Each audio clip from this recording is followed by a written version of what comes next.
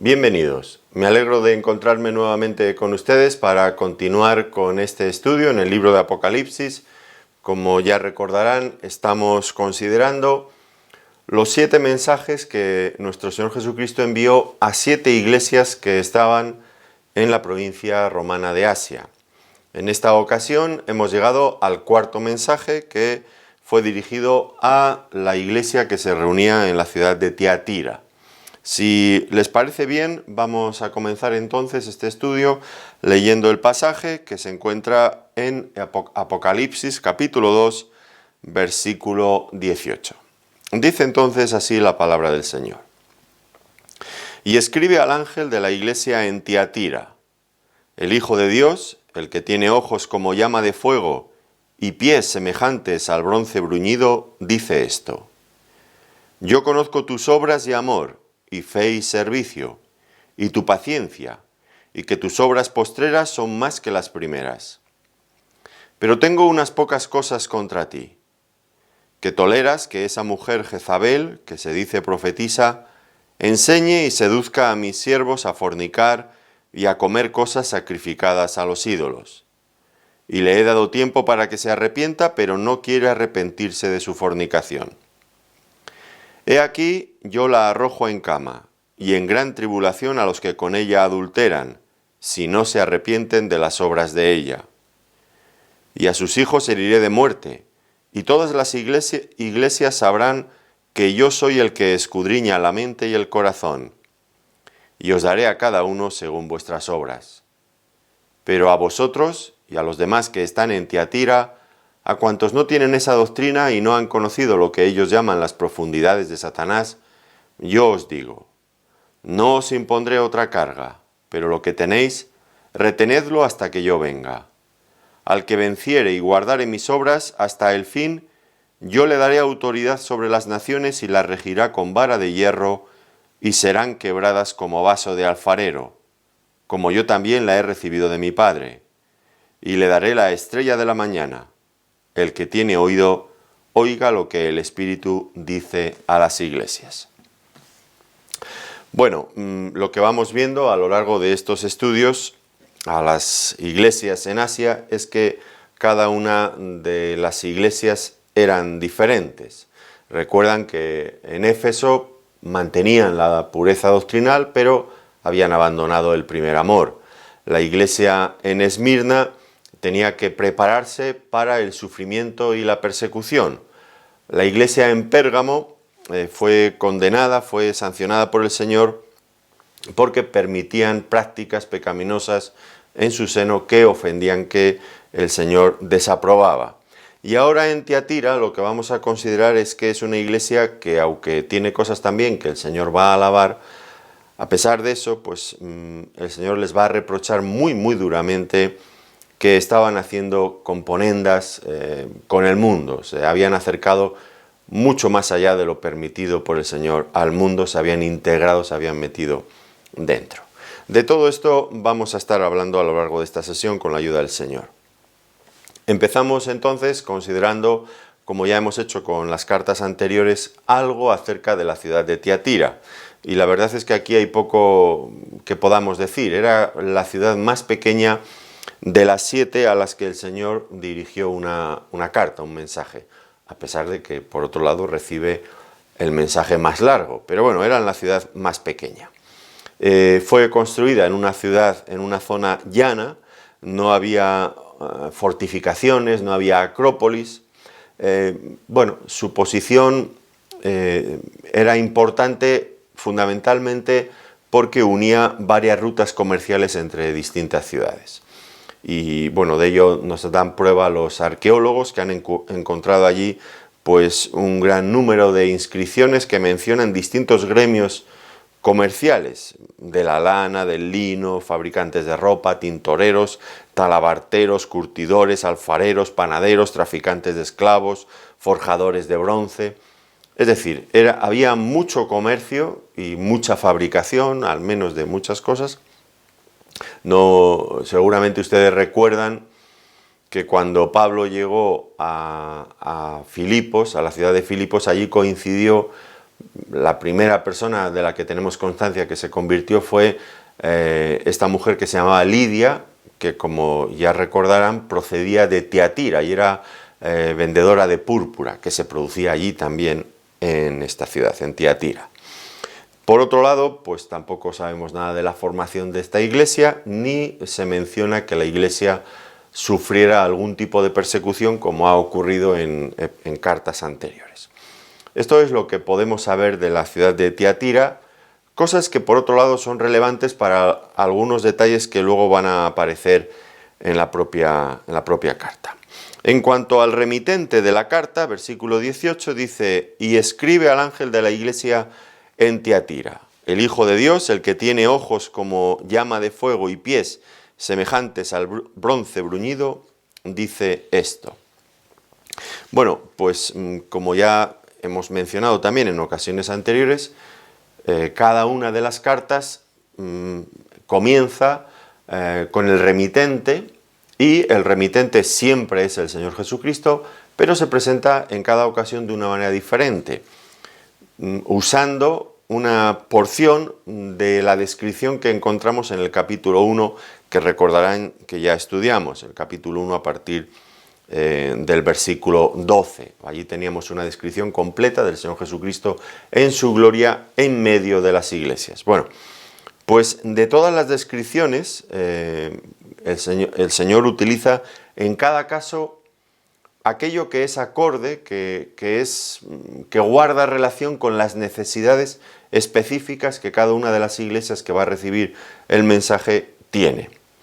En todo caso, pues lo que nos llama la atención en esta ocasión es que los términos que utiliza aquí son especialmente duros, son los más duros seguramente. Veamos cómo es descrito el Señor. En primer lugar, se presenta como el Hijo de Dios, lo que puede que en nuestro mundo moderno quiera decir otra cosa, pero en el mundo en el que fue escrito quería decir una sola cosa, y es que era una afirmación inequívoca de la deidad de Cristo, el Hijo de Dios. Hijo de Dios significaba ser Dios, no quería decir otra cosa en aquel contexto. Entonces, esto es como se presenta, tal vez porque había allí algunos que negaban esta importante doctrina del cristianismo, que quizás la negaban, pues, o negaban la enseñanza, o vivían de tal forma que su vida evidenciaba que no creían realmente en este hecho. En todo caso, como digo, es una doctrina fundamental, capital del cristianismo. Aunque hay muchas personas, bueno, en el mundo que no lo creen y lo que, bueno, pues tienen libertad si quieren para no creerlo. Ya llegarán al momento en que se van a dar cuenta que están equivocados, cuando tengan que comparecer ante el mismo Hijo de Dios. Pero eso es otro asunto. Ahora, lo que me extraña mucho es que haya también muchas personas que digan que el Señor Jesucristo nunca afirmó ser el Hijo de Dios. Esto es un terrible error, en todo caso. Porque pueden creerlo o no creerlo, pero que el Señor Jesucristo afirmó una y otra vez que era el Hijo de Dios, está claro a lo largo de todas las Escrituras. Y no olvidemos que la razón por la que el Sanedrín judío en sesión plenaria condenó al Señor Jesucristo a muerte fue precisamente porque Él declaró ser el Hijo de Dios. Esto es lo que le preguntó directamente el sumo sacerdote y eso es lo que contestó el Señor Jesucristo.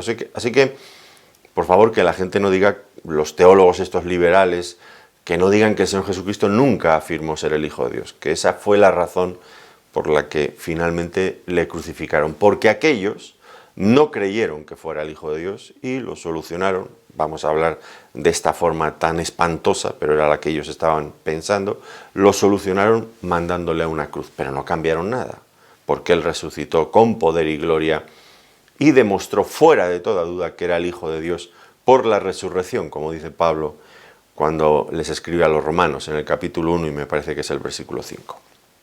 Bueno, pues después de haberse presentado como el Hijo de Dios, dice, el que tiene ojos como llama de fuego.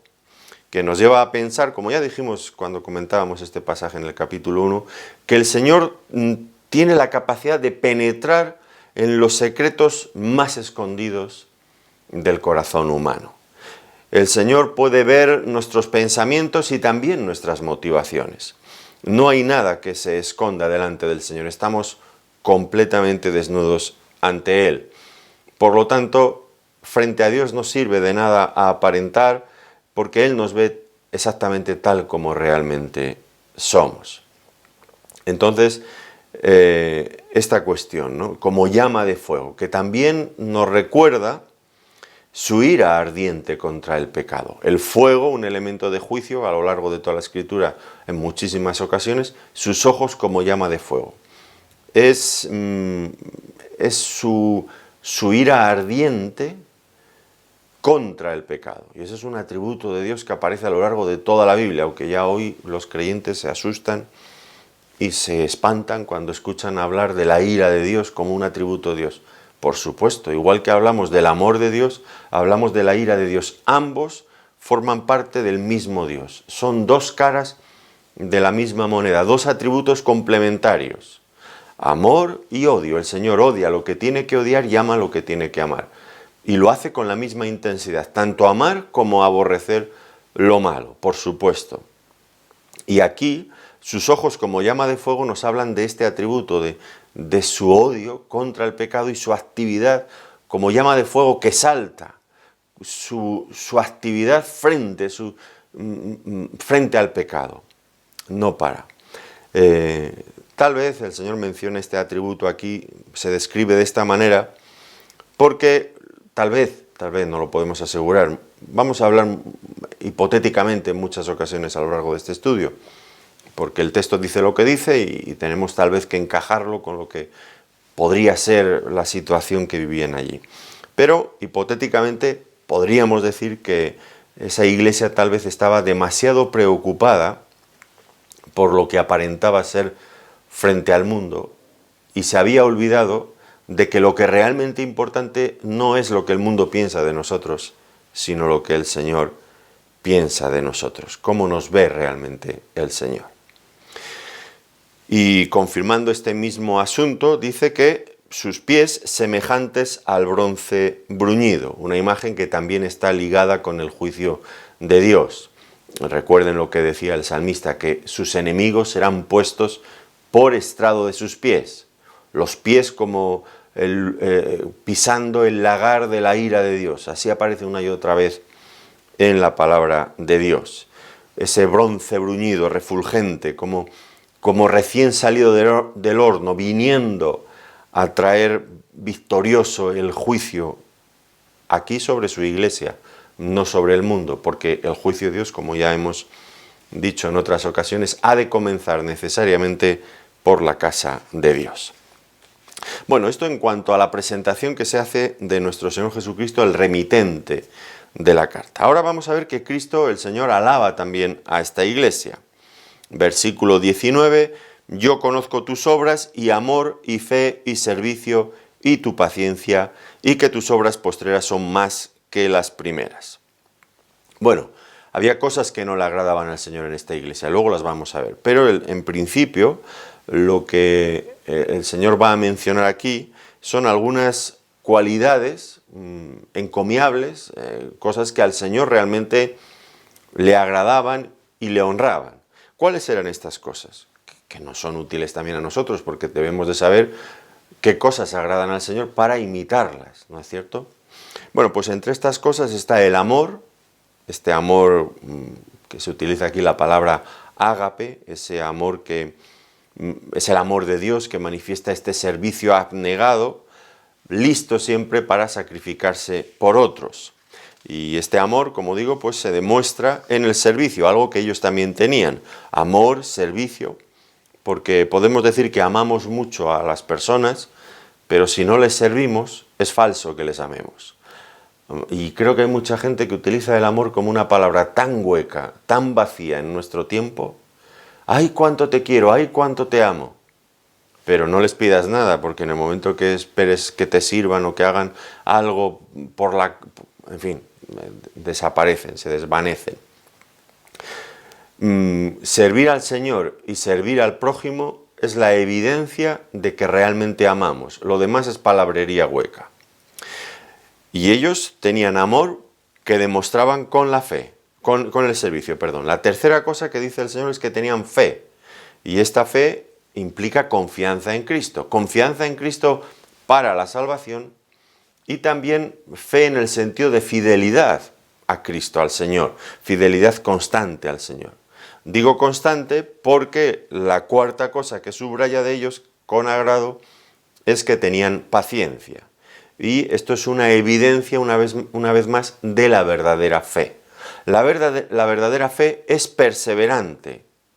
Perseverante cuando enfrenta las pruebas y las dificultades de la vida. Sigue adelante sin abandonar al Señor. Pues ellos tenían todo esto. Son cualidades que una y otra vez aparecen en el Nuevo Testamento como señas de identidad de un verdadero cristiano. Amor, servicio, fe y paciencia. Pues si esto no fuera suficiente, aún el Señor añade otra cosa más que me parece muy importante. Dice, tus obras postreras son más que las primeras. Es decir, el Señor había observado un progreso en su vida espiritual, de tal manera que en el punto en que se encontraban había más de todo esto que al principio. Y a mí esto me parece muy importante. ¿Cuántas veces los creyentes tenemos muy buenos propósitos, muy buenas intenciones? Empezamos con mucha fuerza, con mucho vigor y nos vamos desinflando poco a poco hasta desaparecer en la nada. Esto con los creyentes, y otro tanto de lo mismo ocurre muchas veces con las iglesias. Recuerdan el caso de Éfeso. Habían empezado muy bien, manteniendo sana la doctrina, pero habían terminado perdiendo el amor por el Señor. ¿Cuántas veces he leído los libros de Reyes y de Crónicas en el Antiguo Testamento y me causa una tristeza tan grande ver cómo algunos reyes empezaron tan bien, encaminando sus caminos en los pasos que el Señor les marcaba y acabaron sus vidas de una forma tan desastrosa? Recordamos, quizás el más sonado de todos ellos sea el caso de Salomón, un hombre pidiendo sabiduría a Dios para dirigir a su pueblo, un hombre que construyó el templo de Dios, que dirigió a la nación a su época de mayor esplendor y terminó como un hombre que daba culto a dioses paganos porque se había unido con 1000 mujeres y mujeres extranjeras y había asumido sus dioses, en fin, una auténtica catástrofe. Qué importante es llegar al final bien. Y estos aquí dice que habían ido aumentando. Tus obras postreras son más que las primeras. Bueno, pues podríamos decir, pues estupendo, todo maravilloso en esta iglesia. Pero no es así. Ahora vamos a ver que Cristo reprende a la iglesia, porque algunos dicen, bueno, como yo ya he hecho cosas buenas, el Señor quizás aprueba también las cosas malas que hago, pero eso no funciona nunca así, ya lo hemos dicho. Hay creyentes que para justificar lo que hacen mal, citan lo que han hecho bien. Es que eso no sirve, no sirve, no es justificación válida. El Señor analiza cada cosa por separado. Veamos el versículo 20 y 21 entonces. Dice, pero tengo unas pocas cosas contra ti, que toleras que esa mujer Jezabel, que se dice profetisa, enseñe y seduzca a mis siervos a fornicar y a comer cosas sacrificadas a los ídolos. Y le he dado tiempo para que se arrepienta, pero no quiere arrepentirse de su fornicación. Bueno, pues aquí vemos que sí, que había cosas que desagradaban muy profundamente al Señor. ¿Y qué cosas eran esas? Bueno, fundamentalmente que la Iglesia había permitido que personas malvadas dañaran la Iglesia desde adentro. Fíjense bien. Personas malvadas dañaran la Iglesia desde adentro. En esto tenemos que pensar. En primer lugar dice, toleras que esa mujer Jezabel, que se dice profetisa, enseñe. Una mujer que se dice profetisa enseñando en la Iglesia. Recuerden que en Pérgamo, el mensaje enviado a la Iglesia en Pérgamo, allí el Señor había hablado de Balaam. Balaam enseñaba a Balac cómo torcer los caminos del pueblo de Dios, de Israel, enseñándoles a fornicar. Pero Balaam estaba intentando ejercer su influencia desde fuera. Pero esta mujer, esto que ahora se nos explica aquí, es infinitamente más peligroso. ¿Por qué razón? Porque esa influencia estaba llegando desde dentro. Es más, desde el mismo liderazgo, desde el mismo púlpito, desde donde se enseñaba en la iglesia. Esa mujer le permitían enseñar, ejercer liderazgo dentro de la iglesia y enseñar cosas realmente torcidas y que desagradaban al Señor. Y el Señor aquí la llama Jezabel. Ahora, ¿qué cosas? Luego hablamos un poco más de este nombre y el por qué le llama así. Vamos a ver qué cosas nos dice el texto que pudieran ser consideradas malas en esta mujer. En primer lugar, y esto que voy a decir va a sonar mal, yo lo sé, va a sonar mal para muchos y muchos no van a estar de acuerdo, pero yo creo que tengo el deber de decirlo. El hecho de que una mujer enseñara y ejerciera liderazgo en la iglesia ya era algo que el Señor desaprobaba.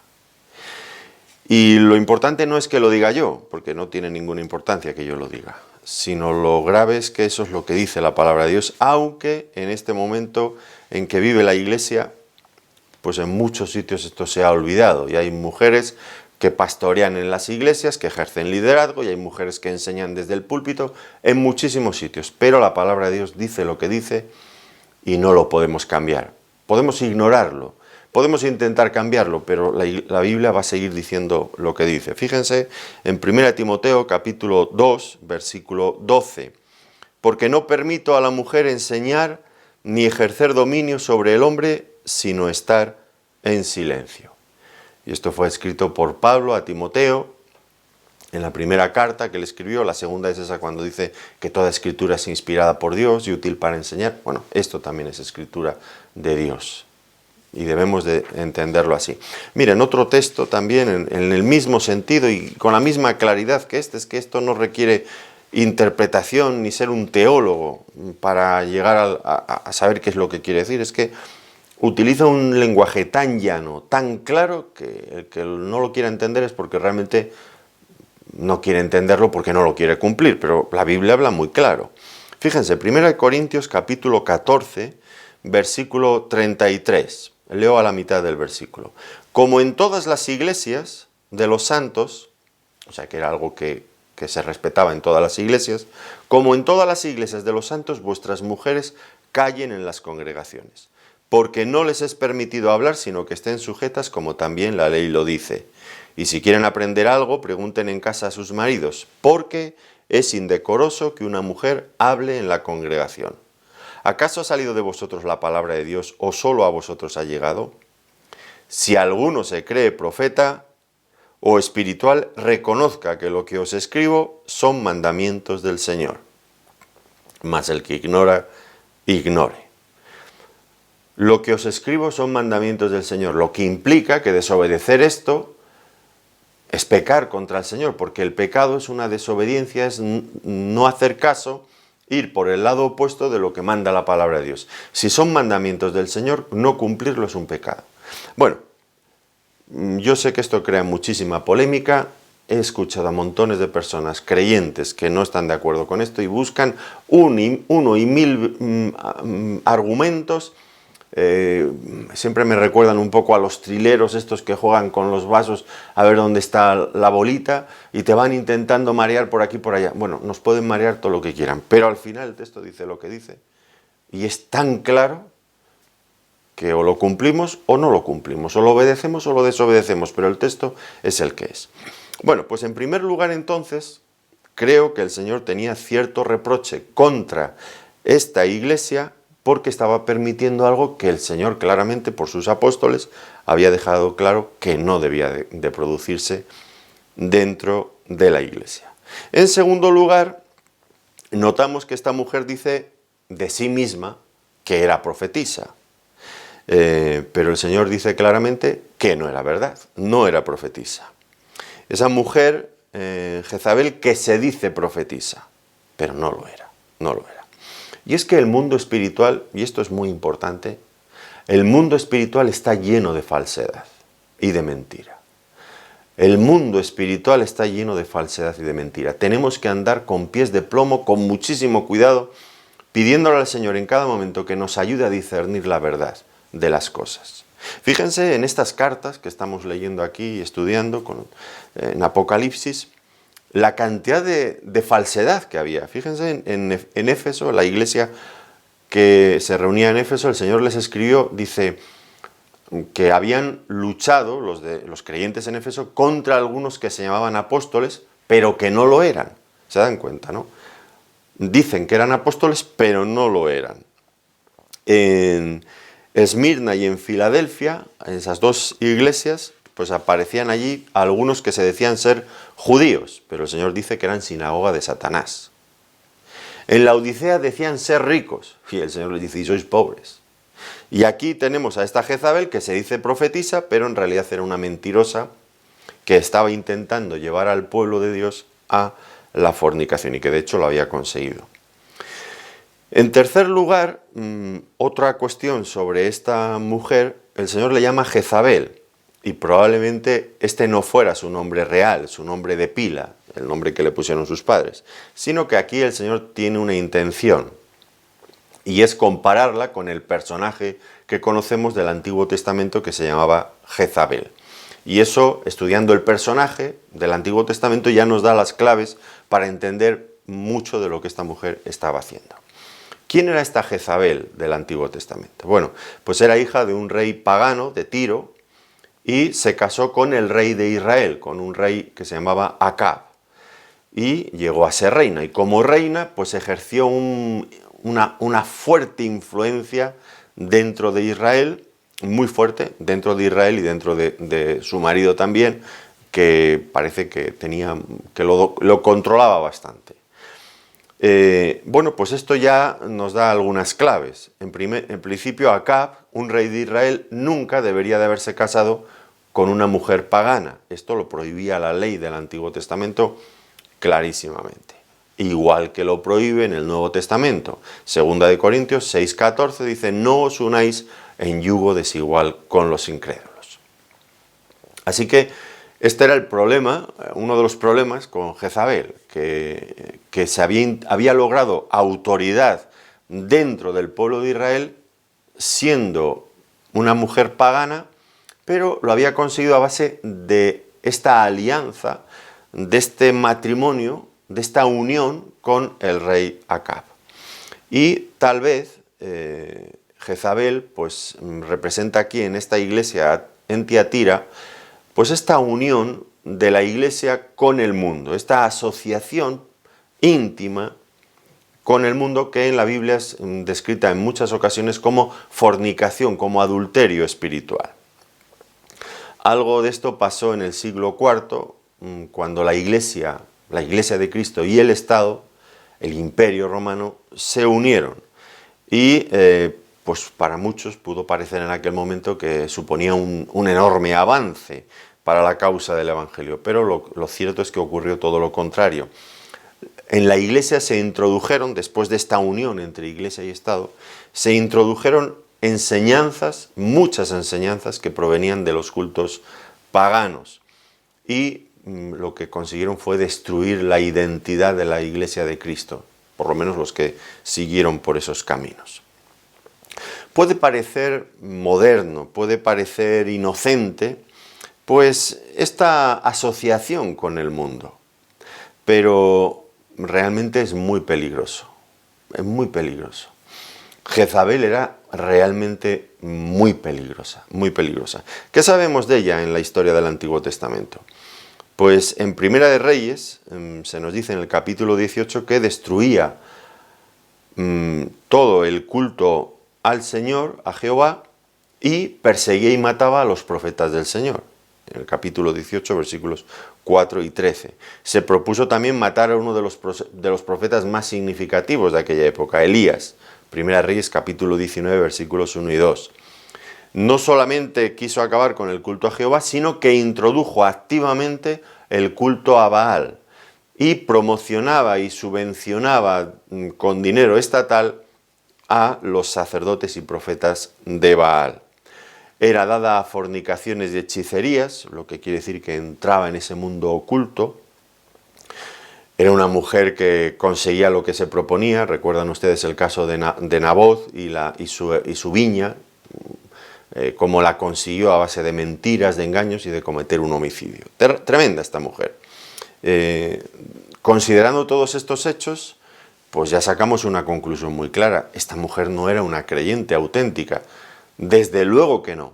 Y si el Señor a esta mujer que estaba en la iglesia en Tiatira le llama Jezabel, lo que nos está poniendo es sobre aviso diciéndonos, esta mujer no es una creyente.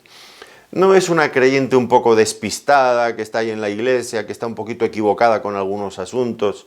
No, esta mujer tenía bien claro lo que quería conseguir y estaba dispuesta a usar cualquier medio para alcanzar el fin que se había propuesto.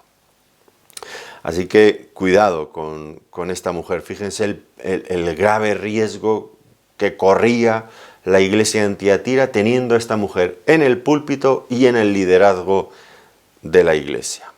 Era lo peor que la iglesia podía permitir. Era nefasto, era terrible para la iglesia. Dice además que enseña y seduce a mis siervos a fornicar y a comer cosas sacrificadas a los ídolos. Ahora nos explica algo acerca de sus métodos. Dice que enseñaba y seducía a los siervos de Dios a fornicar y a comer cosas sacrificadas a los ídolos. No se nos dice en qué contexto, pero tal vez podemos imaginar uno que pienso que se daría en muchas ocasiones, que era muy real. Antes hemos mencionado que Tiatira era una ciudad comercial, muy comercial, con cierta industria. Los gremios de comerciantes. Y si un creyente formaba parte, tenía un trabajo de ese tipo, pues si quería formar parte de aquellos gremios, era obligado para ellos pues asistir a los banquetes y a las celebraciones que se hacían en los gremios aquellos para honrar a sus deidades protectoras. Cada gremio tenía su deidad protectora. Y después de eso, pues venía la comida y luego muchas veces venía ese banquete que acababa con todo tipo de inmoralidad sexual. Si los cristianos querían participar, formar parte de esos gremios comerciales y estar presentes en la sociedad de aquel tiempo, pues tendrían que transigir de alguna manera con ello, con todas estas prácticas, o quedar privados de trabajo. Era grave entonces el tema para ellos. Y Jezabel, nos imaginamos, que estaba intentando persuadir a la iglesia, a los creyentes, para que dijeran, bueno, no pasa nada, podemos ir perfectamente y podéis ir y formar parte de todo esto. Ahora, no me gustaría pasar más adelante, tenemos que comentar más acerca de esto, pero no me gustaría pasar más adelante sin mencionar un pequeño detalle. Antes estaba diciendo que esta unión entre la Iglesia y el Estado introdujo dentro del cristianismo un sinfín de prácticas paganas.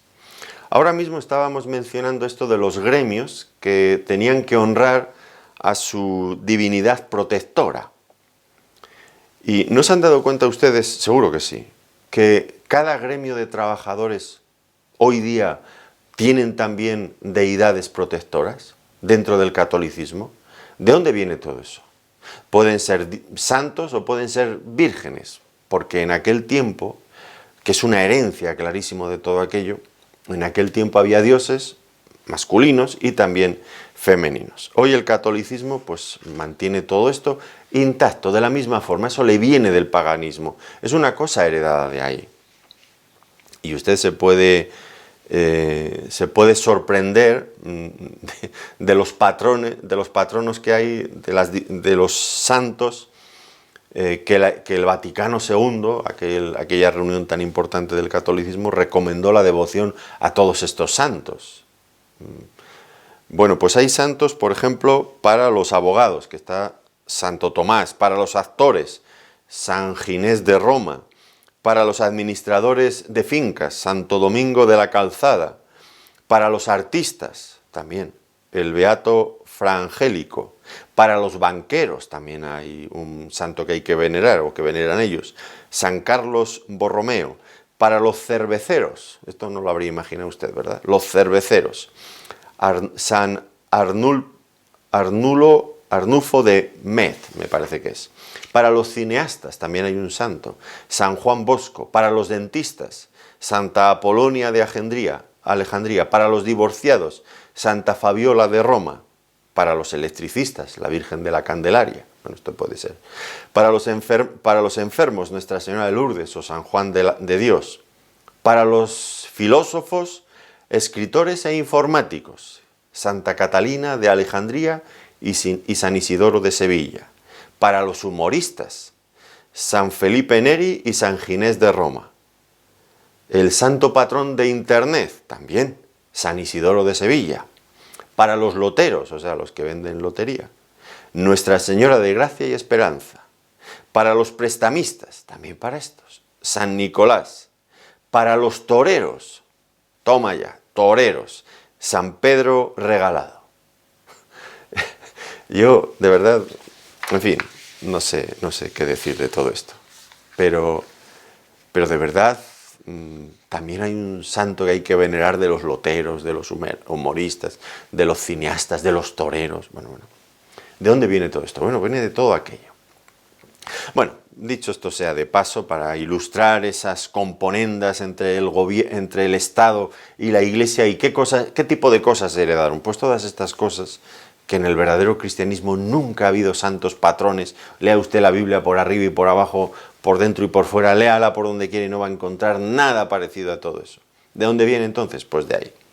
Bueno, pues en aquel tiempo, y ahora también a veces, ¿no? Depende del gremio, pues se hacían este tipo de comidas para honrar al santo patrón, al Dios de aquel tiempo. Ahora le llamamos santo patrón, ellos le llamaban al Dios protector. Pero bueno, la idea es la misma. Como ya he dicho otras veces, son los mismos perros con distintos collares, como decimos aquí en España. Bueno, pues esta Jezabel animaba a los creyentes a que formaran parte, a que participaran con libertad en este tipo de cosas que acababan siempre como acababan y que implicaban dar culto a una divinidad que desde luego no podían, no era algo que Dios aprobara. Y esto había llevado a la Iglesia a una relajación moral que el Señor condena aquí. Ahora, este tema para nosotros es importante, es muy importante. Yo creo que en el siglo XXI el cristianismo tiene que contestar esta pregunta, y hay muchas iglesias que me da la sensación, y cuánto me gustaría estar equivocado, de que no están diciendo esto en sus púlpitos, ni predicando esto. Pero da la sensación de que muchos cristianos piensan que sus negocios, su vida social, la política, las diversiones, muchas áreas de su vida muy importantes, pues no tienen nada que ver con su fe cristiana. Es como si hicieran una dicotomía, una separación profunda entre el domingo, cuando van al culto, cantan sus alabanzas y hacen sus oraciones, y el resto de la semana, cuando están en su trabajo, en sus negocios, en sus estudios, cuando participan en diversiones, se olvidan de que son cristianos. Son dos facetas de su vida. Y parecen dar a entender como que Dios no se tiene que meter en esa parte de su vida, porque Dios ya tiene que estar contento porque ellos vayan el domingo al culto. Y no tiene nada que ver con esto. El Señor quiere ser Señor de nuestra vida entera. Y puesto que la gran mayoría del tiempo que pasamos, en lo que ocupamos nuestro tiempo, es en trabajar, la mayor parte de nuestro día, pues desde luego Dios tiene mucho interés en el trabajo, igual que lo tiene en otras muchas cosas, en la familia, en los estudios, en todo. Y tenemos que vivir en esos ámbitos, en esas áreas de nuestra vida, conforme a los principios de Dios. Cada creyente, por lo tanto, tendremos que preguntarnos hasta dónde podemos participar en la sociedad, en todos estos ámbitos que estoy mencionando, sin comprometer los principios cristianos. ¿Dónde está el límite? ¿Dónde está el límite? Por supuesto, tenemos que vivir en esas áreas conforme a los principios que nos enseña la palabra de Dios. Pero también hay veces donde el punto, el límite no está muy claro y tendremos que buscar siempre la dirección del Señor. Sin olvidarnos nunca de lo que dice Santiago en el capítulo 4 y versículo 4. Oh almas adúlteras, ¿no sabéis que la amistad del mundo es enemistad contra Dios? Cualquiera que quiera ser amigo del mundo se constituye enemigo de Dios. La Iglesia participando en el mundo. Y esto era lo que no se reprendía desde el púlpito. Es más, se estaba animando a que la Iglesia tomara parte en ello. Y aquí lo que estamos viendo es que toda la Iglesia era responsable por este hecho. A continuación dice que le he dado tiempo para que se arrepienta, pero no quiere arrepentirse de su fornicación. La Jezabel del Antiguo Testamento tuvo ocasión de arrepentirse cuando Elías demostró, en aquella ocasión que ustedes recordarán, que frente a los profetas de Baal, que Jehová era Dios, porque fue el único que respondió con fuego al sacrificio que habían preparado. Los sacerdotes de Baal, por más que gritaron y estuvieron dando, en fin, armando todo aquel espectáculo durante horas, no consiguieron que hubiera nadie que encendiera aquel sacrificio desde el cielo. Pero Jehová, el Dios de Israel, rápidamente consumió aquel sacrificio. Elías demostró que Jehová era Dios y Acab estaba convencido también de ello en algunos momentos. Jezabel era la ocasión que tenía de oro para en aquel punto haber cambiado de actitud, pero no lo hizo. ¿Qué es lo que hizo? No solamente no se arrepintió, sino que además intentó por todos los medios acabar con la vida del profeta Elías. Y se propuso cortarle la cabeza a cualquier precio. Ahora esta Jezabel de la iglesia de Tiatira también había tenido la misma oportunidad de arrepentirse. ¿Qué había hecho? Pues no había querido arrepentirse. Y yo me pregunto si tal vez había intentado también cortar la cabeza, vamos a hablar figuradamente, de aquellos que le pudieran estar reprendiendo por lo que hacía mal, como la Jezabel del Antiguo Testamento.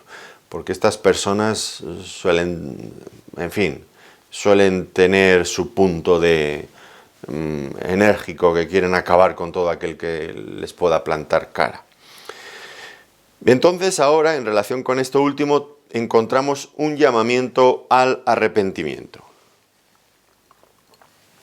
Versículos 22 y 23.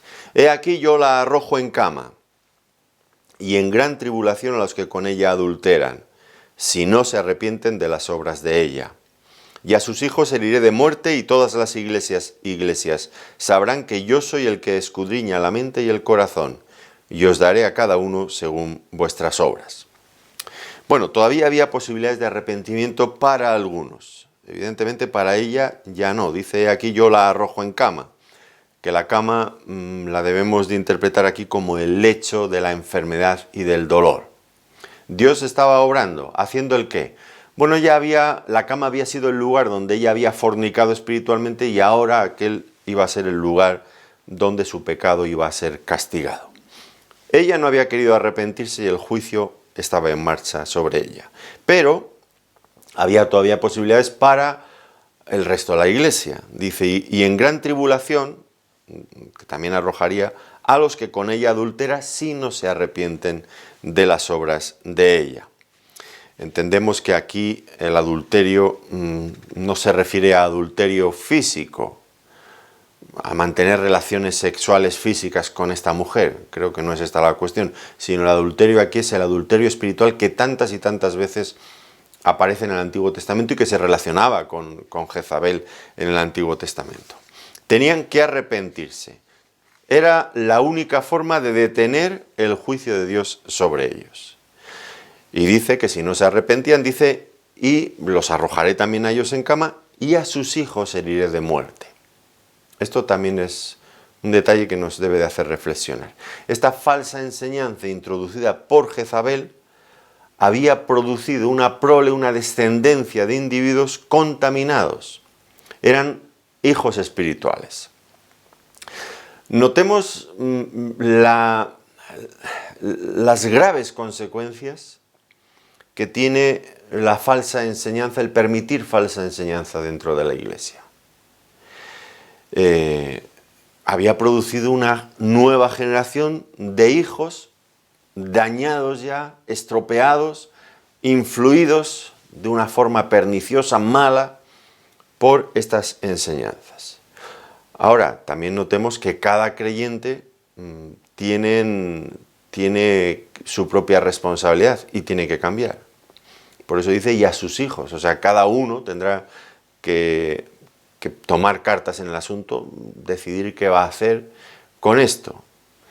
Fíjense cómo los efectos de una mala enseñanza pueden perdurar en el tiempo, los hijos de ella, se prolonga, se extiende en el tiempo. Ahora el Señor se proponía llevar a cabo un castigo ejemplar. Dice, y todas las iglesias sabrán que yo soy el que escudriña la mente y el corazón. Las iglesias serían advertidas de la gravedad de tolerar el pecado o la mala enseñanza dentro de la iglesia. Y esto es siempre así. Cuando falta la disciplina en la iglesia, bueno, el mal corre y se reproduce solo, y la mala enseñanza igual. Pero la disciplina detiene ese tipo de cosas. Porque otras personas ven la disciplina en la iglesia y empiezan a tomar conciencia del pecado y tienen más cuidado de dejarse arrastrar por estas cosas. Y por último se nos dice que sería un castigo justo. Os daré a cada uno según vuestras obras. Que es un eco de lo que ya había dicho en el Antiguo Testamento el profeta Jeremías. En el capítulo 17 y versículo 10 dice, yo, Jehová, que escudriño la mente, que pruebo el corazón para dar a cada uno según su camino, según el fruto de sus obras. Por lo tanto, sería un juicio personal a cada uno. ¿Quién es cada uno? Bueno, ya lo estamos viendo. Los líderes en principio, porque ellos habían permitido esas cosas, pero también cada miembro en la iglesia, porque los líderes no son los únicos responsables en la iglesia. Cada miembro de una iglesia es responsable también. Por supuesto que lo somos. Algunos miembros en la congregación se amparan debajo de lo que el pastor dice para hacer ciertas cosas, aun a sabiendas que, o sin haber comprobado si eso es lo que la palabra de Dios dice. Y el que el pastor lo diga no quiere decir que eso ya nos justifica para hacer lo que queramos, porque nuestra norma de fe y de conducta está en la palabra de Dios, no en lo que el pastor diga. Esto ya los creyentes en la congregación donde yo pastoreo, pues se lo he repetido 1 y 1000 veces. El pastor está siempre por debajo de la autoridad de la palabra de Dios y del Señor. El pastor no puede hablar lo que él quiera.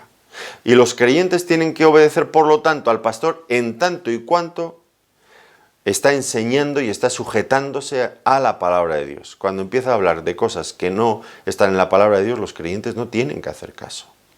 Y esto es lo que tantas veces he repetido, que me hagan caso en tanto que yo predico la palabra de Dios, porque no significa que me hacen caso a mí, sino que hacen caso a la palabra de Dios. Yo soy un mero mensajero en tal caso.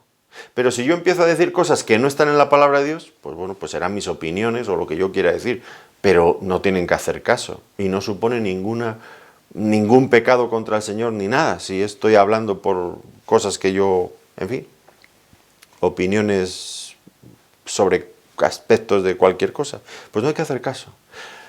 Lo que quiero subrayar es que cada persona dentro de la congregación es responsable.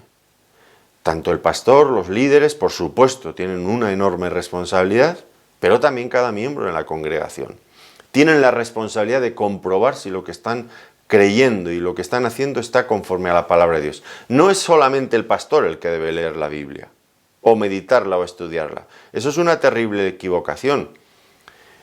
Cada miembro en la congregación tiene que leer y estudiar la palabra de Dios para poder discernir las cosas. Bueno, tenemos también una exhortación, versículos 24 y 25. Dice, Pero a vosotros y a los demás que están en Tiatira, a cuantos no tienen esa doctrina y no han conocido lo que ellos llaman las profundidades de Satanás, yo os digo, no os impondré otra carga, pero lo que tenéis, retenedlo hasta que yo venga. Ahora esta exhortación se dirige al resto fiel. Los que son fieles, los creyentes fieles dentro de esta iglesia. Ahora ya nos damos cuenta de que en la iglesia había dos grupos claramente diferenciados. Este resto fiel, estos creyentes que seguían fieles a la palabra de Dios, y estos otros que seguían a Jezabel, que les estaba enseñando a contemporizar con el mundo y a aceptar como buenas las cosas del mundo que no lo eran. Una división en la iglesia. Qué triste, ¿no es cierto? Una división por esta cuestión. En realidad no es la única en la que ocurre esto. En todas las iglesias seguramente existe esta misma división. Siempre hay una mezcla entre verdaderos creyentes y otros que no lo son, que son simplemente, pues, ¿qué voy a decir? Pues evangélicos de religión. Que de estos cada vez hay más, y yo no me canso de decirlo. Y como diría el apóstol Pablo a los romanos, examinaos a ver si estáis en la fe. Porque ¿cuántas personas hay? Por ejemplo, en Latinoamérica ha habido un movimiento, y lo está habiendo ahora mismo, muchas personas están saliendo del catolicismo y se están haciendo evangélicos. Pero no soluciona nada, han cambiado de religión, pero nada más. Y eso no les soluciona nada. Quizás les aburría la misa católica y prefieren el culto evangélico porque es más animado. La iglesia católica hace esfuerzos ímprobos para imitar a veces a la iglesia evangélica para que no se les vayan los miembros, pero es que no sirve de nada ninguna de esas dos cosas. Porque como dijo el Señor Jesucristo a un hombre que era muy religioso y bien conocedor de la palabra de Dios, a Nicodemo, os es necesario nacer de nuevo, porque si no, no vais a ver el reino de Dios. No se trata de tener una religión u otra, se trata de nacer de nuevo, lo que implica morir con Cristo para resucitar juntamente con Cristo como nuevas criaturas. El cambiar de religión te deja donde estabas, en el mismo lugar. No vas a ver el reino de Dios. Y entonces en todas las iglesias, y cada vez más hay creyentes nacidos de nuevo y personas que profesan una religión pero que no han nacido de nuevo. Y del mismo modo hay creyentes que se toman la vida espiritual en serio y buscan la santidad, y hay creyentes que son carnales, que viven en la carne, viven para los apetitos de su vieja naturaleza. No quieren ser renovados por la palabra de Dios. Esta división está en todas las iglesias, me parece a mí, y es especialmente difícil. Hay que lidiar con este asunto y es complicado tantas y tantas veces.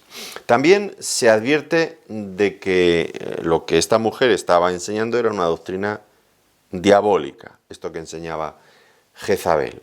Provenía del mismo Satanás.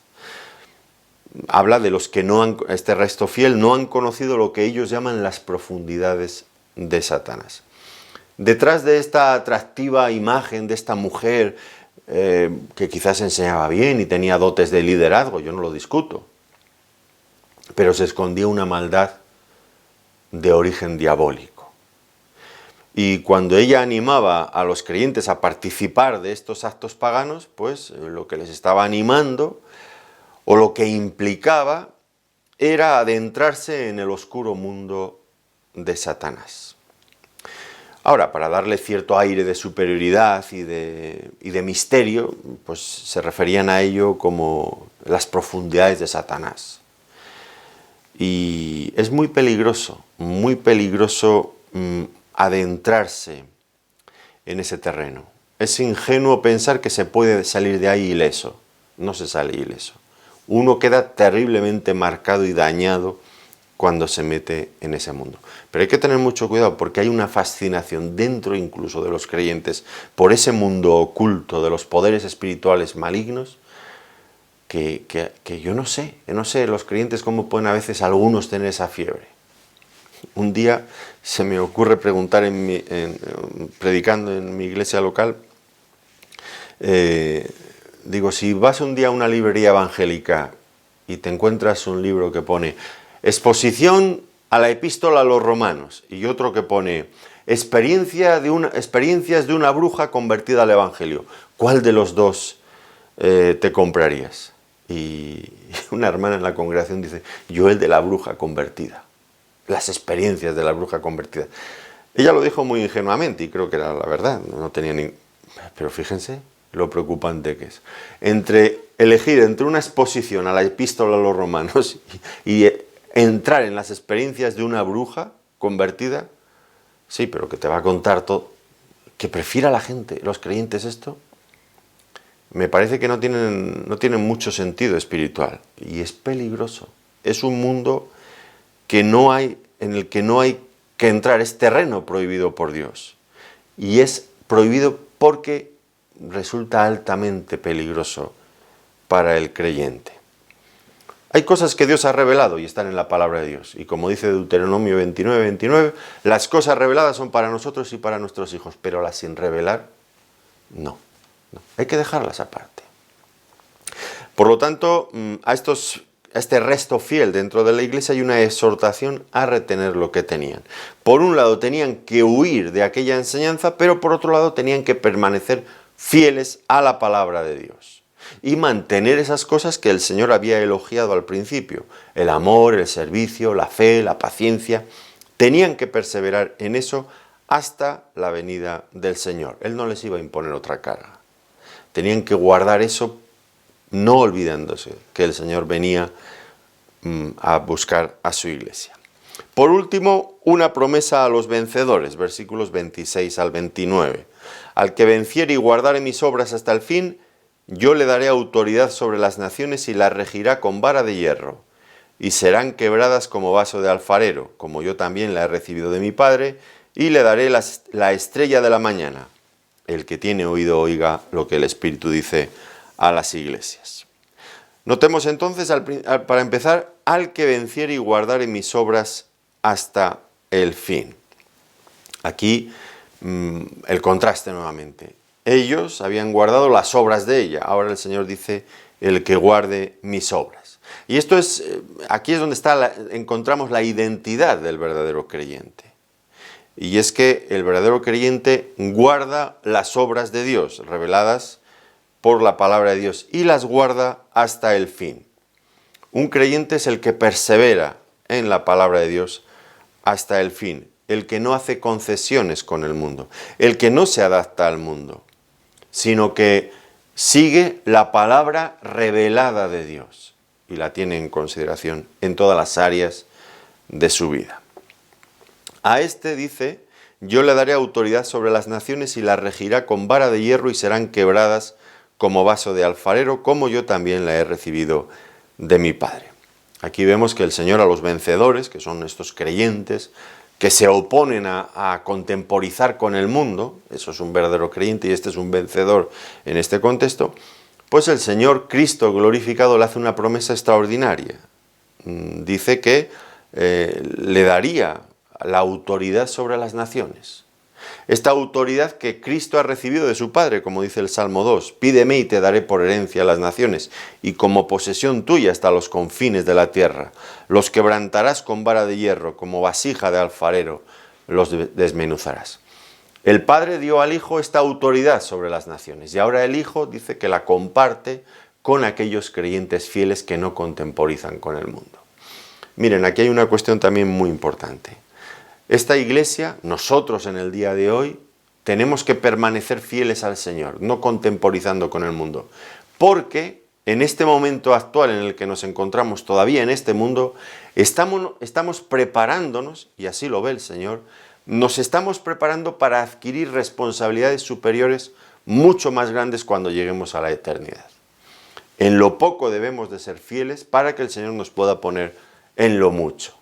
Ahora debemos de ser fieles en un entorno tal vez pequeño, en el ámbito de nuestra familia, en el ámbito de nuestro trabajo, en el ámbito de nuestra iglesia, preparándonos ahora para estar capacitados para que cuando lleguemos a la gloria eterna podamos llevar a cabo cosas de mucha mayor envergadura.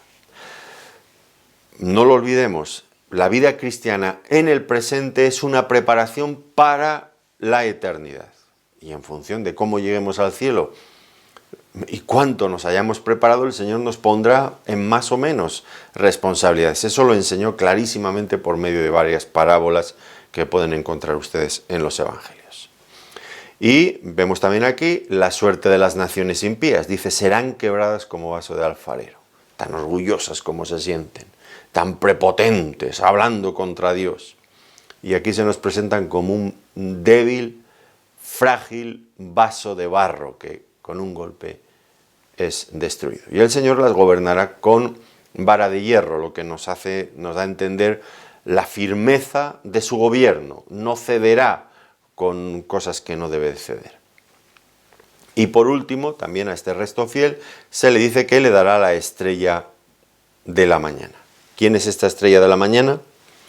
Apocalipsis 22:16 nos lo dice. Yo, Jesús, he enviado mi ángel para daros testimonio de estas cosas en las iglesias. Yo soy la raíz y el linaje de David, la estrella resplandeciente de la mañana. El Señor nos es dado a los creyentes. Les daré la estrella de la mañana. Él se da a los creyentes. Esta es nuestra recompensa final. Es tener a Cristo, es disfrutar de Cristo. Dice 2 Pedro capítulo 1 y versículo 19 que llegará el momento cuando el día esclarezca y el lucero de la mañana, es decir, la estrella resplandeciente de la mañana, salga en vuestros corazones, lo que implica la manifestación plena de Cristo en nosotros. Ya potencialmente llevamos la imagen de Cristo, pero aquel día resplandecerá con toda su fuerza. Y por lo tanto, puesto que estará en nosotros ya de esa forma plena, también los creyentes reflejaremos la gloria de Cristo al mundo. Dice Daniel capítulo 12 y versículo 3, los entendidos resplandecerán como el resplandor del firmamento. Y en Mateo capítulo 13 y versículo 43, entonces los justos resplandecerán como el sol en el reino de su Padre. Cristo se nos da como la estrella resplandeciente de la mañana. Cristo. Por el momento ya está en nosotros y debemos de alumbrar. Somos la luz del mundo, nos dice, porque manifestamos a Cristo. Pero aquel día glorioso se manifestará con todo su esplendor y los creyentes resplandeceremos.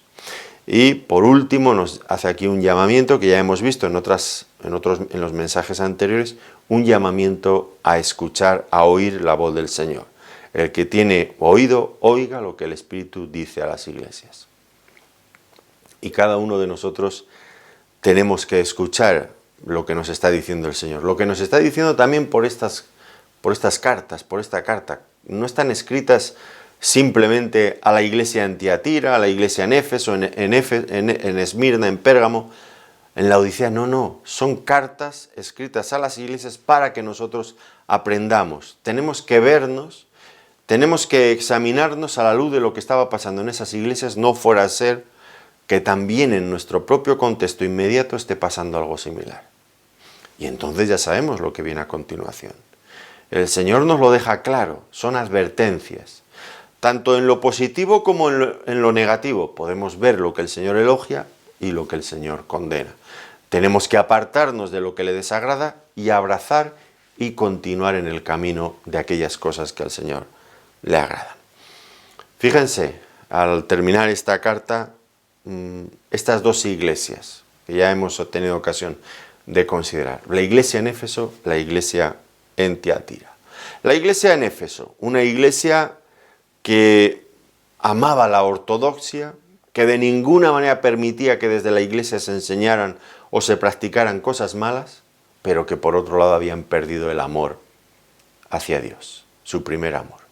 Y ahora en contraste, en un fuerte contraste, nos encontramos con la iglesia en Tiatira, que sí que permitían, toleraban, sin juzgar el pecado en la iglesia y la mala enseñanza, pero por otro lado manifestaban cierto amor, un amor blando, un amor que consiste muchas veces en palabras, pero que no sanciona, que no disciplina. No es algo que al Señor le agrada. Hay que tener mucho cuidado con ser tolerantes en las iglesias iglesias que ahora ya no disciplinan ni la mala enseñanza ni las malas prácticas. Cuidado, porque entramos en ese caso en la dinámica de esta iglesia en Tiatira. Igual de peligroso es tener una sana doctrina sin amor que tener un amor blando, vamos a decirlo así, que permite cualquier enseñanza y cualquier práctica en la iglesia. Ambas cosas son condenadas por el Señor.